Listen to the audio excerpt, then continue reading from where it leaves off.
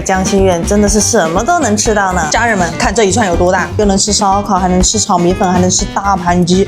嗨，大家好，我是罗生夏，我和杨洋现在在汉阳小情侣的家里，他们家真的好好看呀，所以我们经常过来玩。我们又要去打卡江心苑的好吃的了，记得一定要给我们点赞点赞点赞！我们已经成了这条街的常客。今天不吃汉派烧烤，吃新疆烧烤。在江心苑真的是什么都能吃到呢，这有些狠菜，到时候谁来帮我们试一下？他们说要少点一点，因为一串很大。先点了这一些，不够再加。要不要辣椒？要辣椒。那个新疆的小姐姐长得好漂亮呀，我们的艺人朋友要去搭讪了。小姐姐你好漂亮，超漂亮的。新疆真的很多古力娜扎和迪丽热巴，一串真的好大呀。菜单上没有的蔬菜是吧？有什么推荐的？你帮我们推荐一下。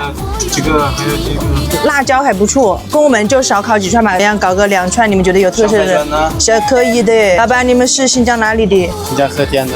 你们觉得武汉怎么样？很好呀。这是个什么酱呀？是用鸡蛋做的蜜汁。鸡蛋的蜜汁酱料。这个蜜汁酱汁肉类都要裹上吗？这种啊。哦，这种肉类都会裹上，是不是？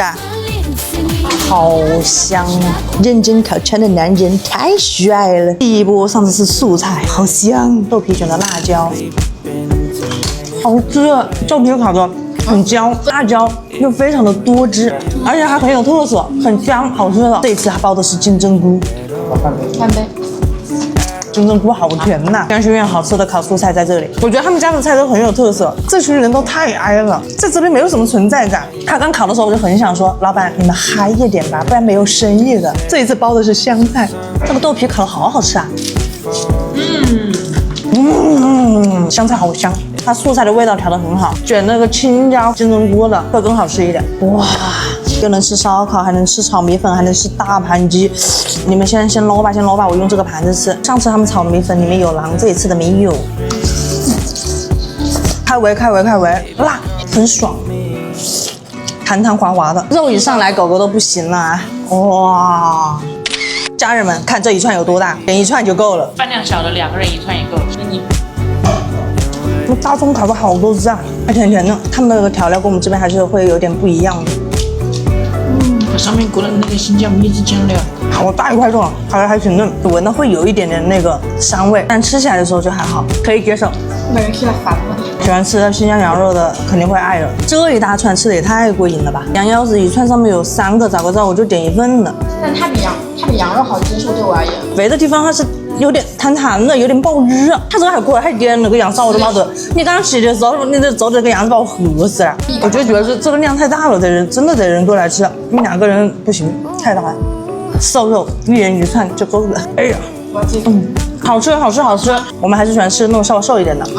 不肥就没有那种羊肉。对，好吃。黄色酱汁会让人觉得有种那个咖喱的感觉。9串已经搞饱了，它里面还有很多菜都想吃。他们家种类蛮丰富的，感觉吃很多次都不会重样。目前只有我们一桌，其实上菜不算很快，很专注的在有自己的节奏。对，有自己的节奏。人多的话上菜也都是这么慢吗？对的。老板，你长得好帅呀，可以拍一下你吗？